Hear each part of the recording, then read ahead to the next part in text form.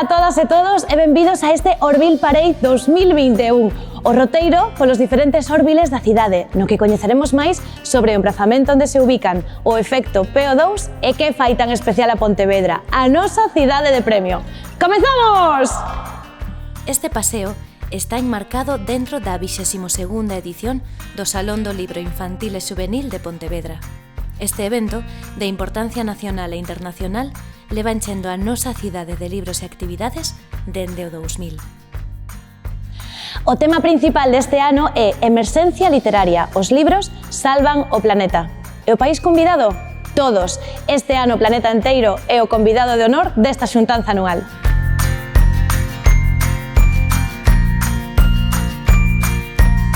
Unha das localizacións principais do Salón do Libro é no Pazo da Cultura, que está a carón da Illa do Cobo, un dos pulmóns de Pontevedra, e o hábitat de diversas especies de flora e fauna. Aquí podemos atopar exemplares de carballos, loureiros, ameneiros, bidueiros, cedros de Himalaya, chopos negros, entre moitas outras especies.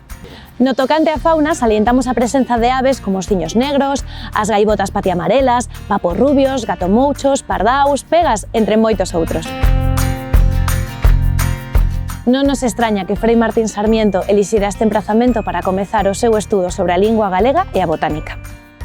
Ademais de como Illa do Cobo, as pontevedresas e pontevedreses coñecémola tamén como Illa das Esculturas, xa que conta cunha colección de 12 obras realizadas en pedra, que mezclan a tradición coa paisaxe.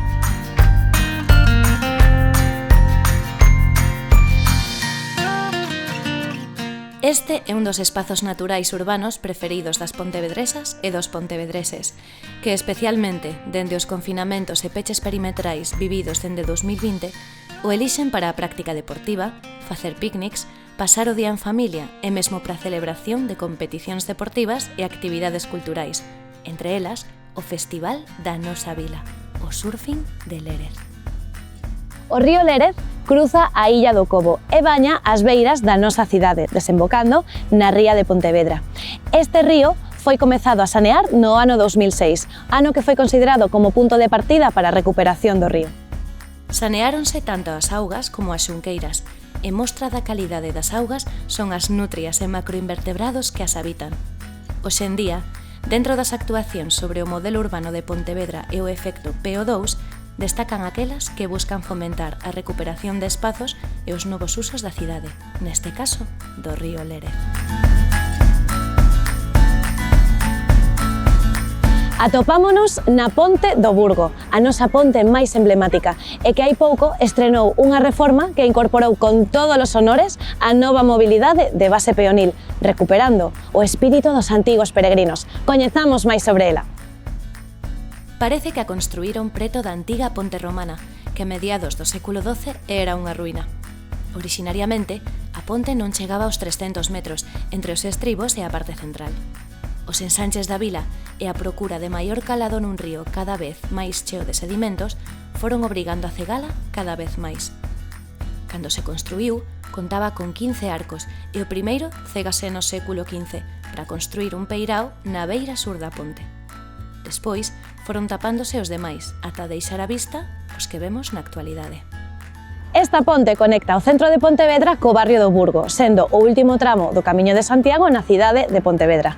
Así mesmo foi testemuña de escenas históricas, como a caída de Tristán de Montenegro, que morreu defendendo a cidade de Pontevedra. En esta ponte tamén realizábanse algúns ritos ancestrais, como os bautismos prenatais, que realizábanse para asegurar un bo parto e a boa saúde para a crianza. Unha vez coñecemos máis sobre a ponte, imos abordar a recente reforma. Nos anos 80, coa invasión dos coches, realízanse diferentes obras en beneficio dos mesmos en detrimento da ponte. Por exemplo, coa construción dunha redona e dunha plataforma que tapa o arco número 11, que aínda se atopa oculto.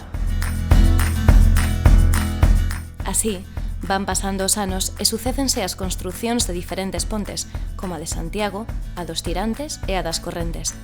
E isto, xunto coa ampliación das avenidas de Compostela e Bos Aires, fai que a importancia para o tráfico rolado da Ponte do Burgo sexa cada vez menor. Así que, que mellor momento para devolverlle a súa esencia como último tramo do Camiño de Santiago na Boa Vila. A ponte, por fin, incorpórase a nova mobilidade de base peonil. Agora ímonos meter de cheo nesta reforma que acaba de realizarse, obra dos arquitectos Vicente Pinos e Javier Franco Rabuñal.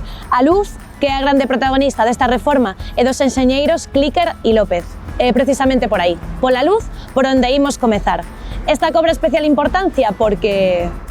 As planchas que conforman o pavimento, que xa son plataforma única a semeira rúas, están sementadas con pequenos puntos de luz de baixo consumo que indican o camiño e serven de guía para as e os peregrinos, seguindo así, ademais, a liña estética que vemos noutros puntos da cidade, como na Rúa Real, Porta de Trabancas e as recentes obras realizadas en Virxe do Camiño. Este pavimento, tamén de noite, está bañado de luz. Recuperouse a visión nocturna das súas caras. Entre a antiga iluminación e o reflexo que esta provocaba na auga, a ponte perdíase na escuridade. Os símbolos xacobeos tamén saen reforzados, xa que terán luces brancas que sobresairán sobre o resto da iluminación. Este sistema lumínico non só é estático, senón que permite diferentes combinacións cromáticas e de intensidade, e a programación das mesmas en función do día, estación, festexo. Todo este sistema está pensado para que as augas do Lérez reflictan neste conxunto de arcos, sobre arcos, tallamares, varanda e as cunchas de pedra engadidas como medallóns nos anos 50 do pasado século.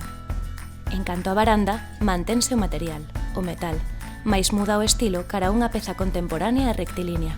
Pola súa banda, a calzada móstrase agora como unha plataforma única, característica do noso modelo urbano, proclive a desfacerse de todos os elementos que constitúan barreiras arquitectónicas para a cidadanía.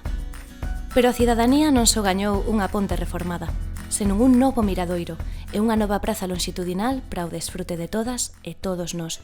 Compre destacar este tipo de actuacións que buscan poñer en valor os elementos estreitamente relacionados coa vida marítima e fluvial, que durante séculos supuxeron o motor económico da boa vila.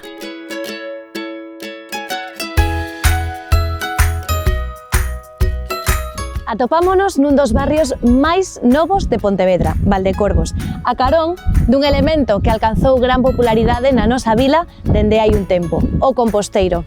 Pero, que é o compost e por que é tan importante para o noso planeta? Descubrimos a continuación. A compostaxe é a maneira de converter os biorresiduos, que supoñen o 53% da bolsa do lixo municipal, nun produto fertilizante natural, o compost. Este obtense da degradación de restos de comida e vegetais misturados con materiais leñosos e secos que funcionan como estruturante. E por que é beneficioso para o planeta? Porque o lixo orgánico trátase onde se produce e non precisa ser depositado nun vertedoiro nin ser incinerado. Aforro tanto na recollida do lixo, xa que non é preciso transportar os residuos orgánicos, como no tratamento da compostaxe, xa que apóstase pola autocompostaxe individual, pero tamén en plantas comarcais e en centros comunitarios.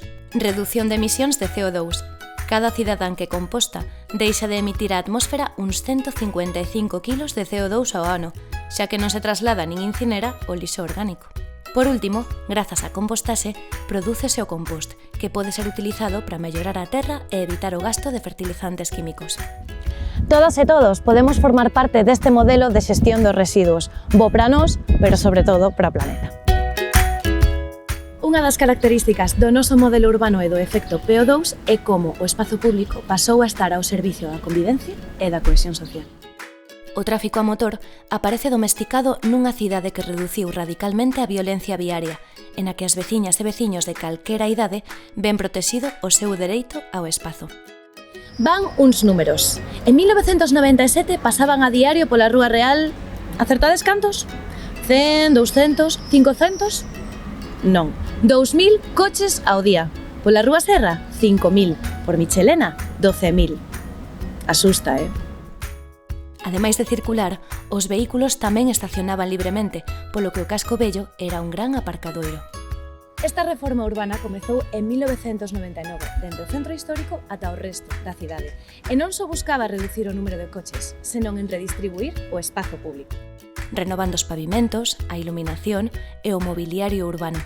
A máxima que o espazo público sexa un lugar amable e seguro para a cidadanía. Ademais de devolvernos o espazo público, este modelo urbano tamén contribuiu á nosa saúde, favorecendo os desplazamentos a pé, reducindo as emisións de CO2 nun 67% na cidade e nun 88% no centro.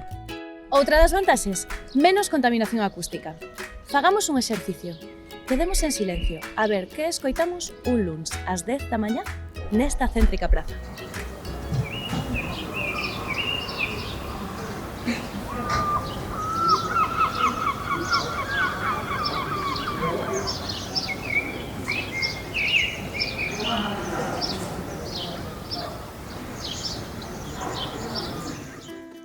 Que máis beneficios?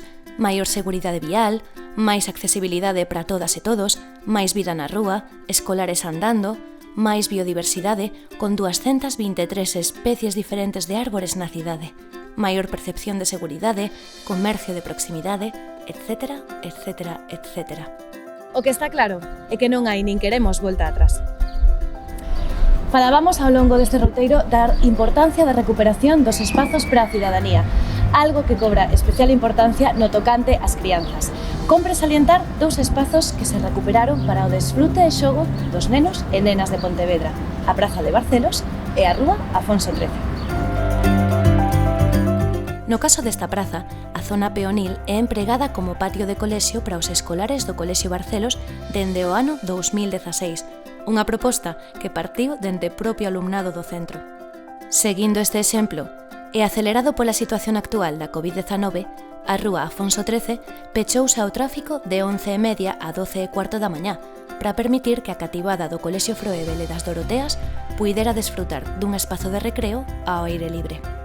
Situación que tamén repetiuse co peche da Rúa Raíña Victoria, para permitir o acceso e saída escalonada do alumnado do Sánchez Cantón. Mais ca nunca, a cidade prégase ás necesidades da cidadanía, neste caso, das nosas nenas e dos nosos nenos. Din que a nosa vila foi fundada polo heroe grego Teucro. Conta a lenda que namorouse dunha serea chamada Leucoíña e que a perseguiu polos mares ata chegar aquí, a nosa actual Pontevedra. Esta praza leva o nome do noso antigo heroe, pero antes era coñecida como a Praza do Pan, pola cantidade de fornos que había nas súas inmediacións. Foi creada no século XVIII. Está rodeada de pazos e casas señoriais, como o de Gago e Montenegro, San Román e o do Marqués de Aranda, que datan dos séculos XVII e XVIII. Destacar a labra heráldica dos Gago, peza mestra do barroco galego. Nesta praza temos varios exemplares dos laranxeiros de Po, nos que destacan as flores brancas arrecendentes e os seus froitos que son de cor alaranxada e amargos e que emprégase para facer a marmelada de laranxa amarga. As flores de azar utilízanse para a extracción por destilación dunha esencia coñecida co nome de esencia de Neroli. A auga recuperada despois da extracción desta esencia é a famosa auga de azar. Se algo puxo de manifesto a pandemia e os diferentes confinamentos que levamos vivido é a necesidade do ser humano do aire puro, de espazos naturais e da vida en xeral. Moitas veces viaxamos ao estranxeiro en busca destes espazos, pero non nos damos conta de que en realidade está moito máis preto do que somos capaces de ver. Pontevedra recuperou recentemente 3 grandes parques forestais, Pontillón do Castro en Verducido, a Tomba en Campañó e a Fracha en Tomeza, Marcón e a Canicouba. Estes tamén forman parte da estrategia municipal Efecto PO2, xa que ademais de servir como espazos naturais de desfrute e lecer para a cidadanía, serven para a prevención de lumes e ao mantemento do equilibrio natural, reducindo a pegada de CO2. No caso do Parque Forestal da Fracha, creáronse 3 áreas de lecer, unha senda adaptada, sinalización de rutas de sendeirismo e MBT e a plantación de frondosas, como carballos, castiñeiros e catalpas. Así mesmo, elimináronse 4 hectáreas de especies invasoras, principalmente na contorna dos cursos fluviais de algún dos regatos que atravesan o parque. Conta con 4 miradoiros, o do Outeiro Navío, o da Rega Pereira, o do Coto das Forcadas e do Outeiro Loureda, dende os que poderemos contemplar tanto a contorna do parque como a ría de Vigo e a de Pontevedra. É precisamente dende aquí, dende o miradoiro de Outeiro Navío, onde queremos despedir este roteiro. Agardamos que vos gustase e que visitedes e desfrutedes destes espazos de Pontevedra. Vémonos na próxima!